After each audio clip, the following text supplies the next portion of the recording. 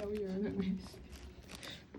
依家嚟深夜外賣，因為嗰啲我冇食到飯啦，之後 HX 夜機係冇飯食啦，所以就先嚟食個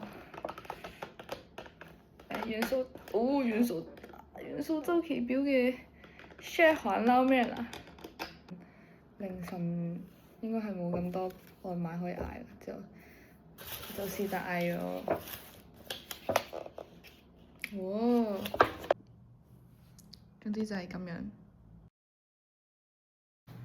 早晨，今日喺上海 Day 2，而家係中午12點，然後我準備嗌外賣，食完之後就出發去會場。今日嘅午飯沙龍包同埋呢個板麵。今日就係10月29號 CFO 打 KT 嘅世界賽8強現場，我要去睇啦。緊張。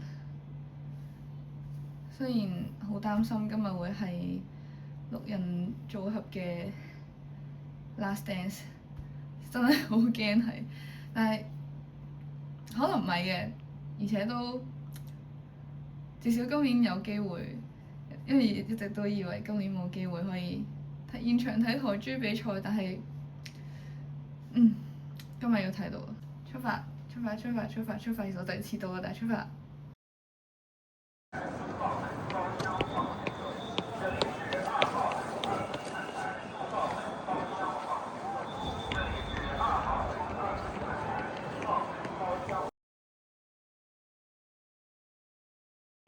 但这把我觉得他的思路就是我养根海浪，我敞开放。对，我觉得很激烈，你只要说实话 ，KT 不是干啥。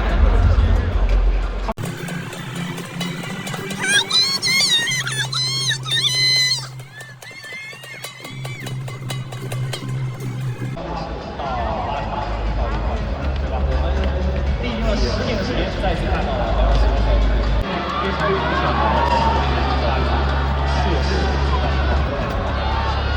同样在赛后一些手游也注意没问题。那明天的比赛3点钟同一时间不见不散。